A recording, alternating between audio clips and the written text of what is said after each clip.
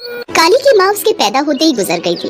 इसके कारण उसके पिता राम प्रसाद ने सबके कहने पर दूसरी शादी कर ली। काली का नाम उसके काले रंग के कारण पड़ा। काली जब पैदा हुई तो उसका रंग बहुत काला था, इसलिए सब उसे काली बुलाने लगे।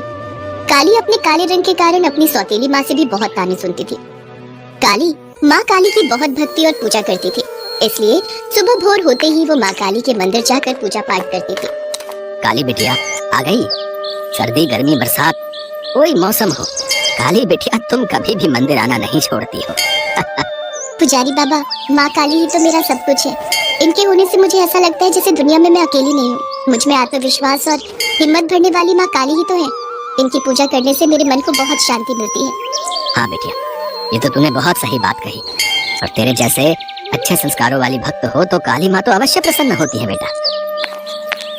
अब आ रही है महारानी, सुबह से मंदिर गई हुई है। तुझे पता है घर के सारे काम पड़े हुए हैं, कपड़े धोने को है, बर्तनों का ढेर लगा हुआ है, रोटी सब्जी भी बनानी है, और तू है कि अपनी काली मैया की पूजा में ही लगी रहती है। माँ तुम चिंता मत करो, मैं भी सारा काम कर दूंगी। काली जल्दी जल्दी सारे घर का काम समेटने लगती है। रोजाना का यही नियम था। काली मंदिर से पूजा करके आती और घर के सारे काम करती। कावेरी और उसकी बेटी वर्षा कोई भी काम नहीं करते थे। माँ, इस बार मेरा जन्मदिन आप बहुत अच्छे से मनाना। मैंने अपनी सहेलियों को पहले ही कह दिया है, इस बार वो मेरे घर दावत पर आएंगी। अरे तो चिंता किस बात की है, खाना बना लेंगे। काली किस दिन काम आएगी, 2 दिन बाकी है ना, सब हो जाएगा।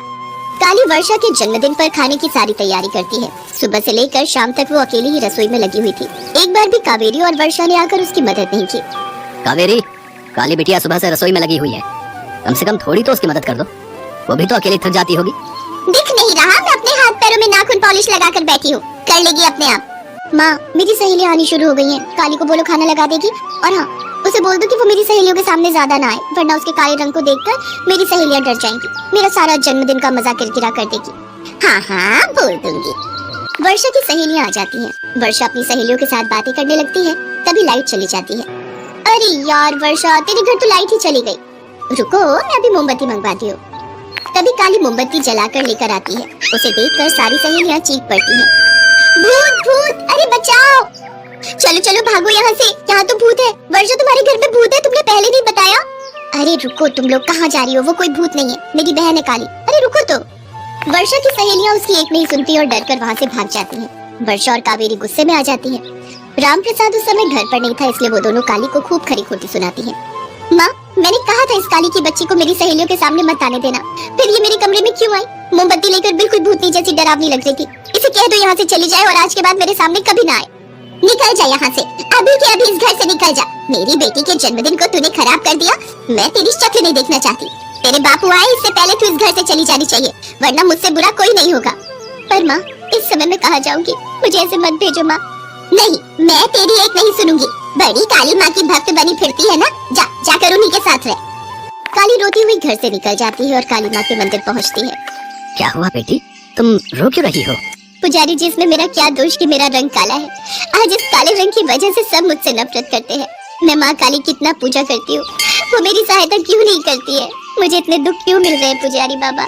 बेटिया, भगवान के घर में देर है पर अंधेर नहीं है, और माँ काली तो ममता की देवी है। वो अपने भक्तों पर कभी भी कोई दुख और विपदा नहीं आने देती। उन पर विश्वास रखो, वो सब ठीक करेंगे बेटा। तभी राम प्रसाद भी मंदिर पहुँच जाता है। काली बिटिया चल घर चल, तू तो अपनी माँ का स्वभाव जानती है, उसने गुस्से में तुझे कुछ कह दिया होगा। चल, मैं तुझे लेने आया हूँ। जाओ बेटिया जाओ, अपने पिताजी के साथ जाओ जाओ। काली माँ काली को प्रणाम करके अपने बापू के साथ घर आ जाती है, पर कावेरी और वर्षा उसके साथ अच्छा व्यवहार नहीं कर रही थी। कावेरी चाहती थी कि हमेशा के लिए काली इस घर और गांव से चली जाए, इसलिए वो उपाय सोचने लगी और उसे उपाय मिल गया। माँ काली के मंदिर में माँ काली को सोने का मुकुट और गहने चढ़ाए गए थे। सब जानते थे कि काली हर सुबह पुजारी जी के उठने से पहले ही मंदिर में दर्शन के लिए चली जाती है, इसलिए कावेरी ने मंदिर में चढ़ाए गए मुकुट और जेवर की चोरी कर ली। सब लोग हैरान थे कि आखिर मंदिर में चोरी किसने की है। पुजारी जी, सुबह सुबह मंदिर में कौन आता है? और आज सुबह सबसे पहले मंदिर में कौन आया था? सुबह सुबह तो काली बिटिया ही मंदिर आती है, और आज सुबह भी वही आई थी। पर चौधरी साहब, मैं काली बिटिया को जानता हूँ, वो कभी भी मंदिर में चोरी नहीं करेगी। वो तो बहुत ही अच्छी बच्ची है, माँ काली की परम भक्त है। अरे चौधरी साहब, सब लोग ऊपर से सीधे ही दिखाई देते हैं, क्या पता चोर काली ही हो और उसने ही चोरी की हो। हाँ चौधरी साहब, सुबह सुबह जब काली ही मंदिर आती है तो चोर भी वही है। सब लोग काली पर चोरी का इल्जाम लगाने लगे। काली को मंदिर में लाया गया। उसके साथ कावेरी, वर्षा और काली के पिता रामप्रसाद भी मंदिर पहुंचते हैं। कावेरी तो यही चाहती थी, वो मनी मन अपनी मक्कारी पर हंस रही थी। वो सबके सामने काली को मारने पीटने लगती है। शर्म नहीं आई? एक तो पहले ही मनहूस ने काले रंग के साथ जन्म ले लिया, अब ऊपर से चोर बनकर जिस काली माँ की भक्ति करती है उस माँ के मुकुट और गहने चुरा लिए। नहीं माँ, मैंने चोरी नहीं की, मैं सच कह रही हूँ बापू, मेरा विश्वास करो, मैंने कोई चोरी नहीं की।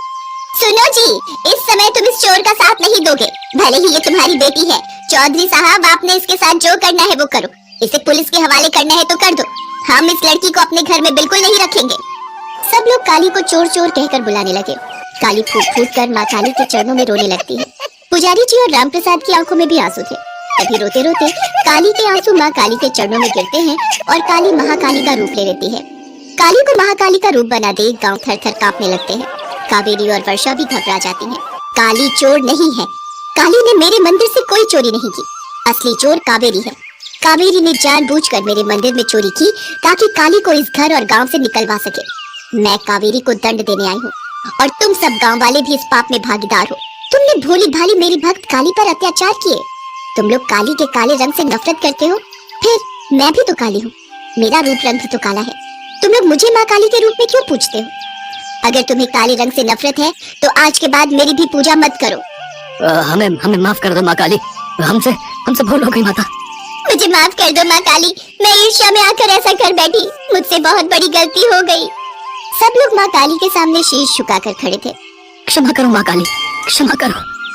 आज से मैं काली को कभी भी नफरत की नजर से नहीं देखूंगी, हमेशा उसे अपनी बेटी बनाकर रखूंगी मैया। ठीक है, मैं तुम सबको क्षमा कर देती हूँ। काली, अपने परिवार के साथ खुश रहना, मेरा आशीर्वाद तुम्हारे साथ है। इतना कहकर काली के शरीर से महाकाली अंतर ध्यान हो जाती है। काली बेहोश पड़ी थी, उसे होश आता है। काली, मेरी बच्ची, अब मैं तुझे बहुत प्यार करूंगी, तुझसे कभी नफरत नहीं करूंगी बिटिया। कावेरी काली को गले से लगा लेती है। सब गांव वाले भी काली को सम्मान भरी नजरों से देखते हैं। उस दिन से काली को उसके काले रंग के लिए किसी ने भी कुछ नहीं कहा। कुछ समय पश्चात माँ काली के आशीर्वाद से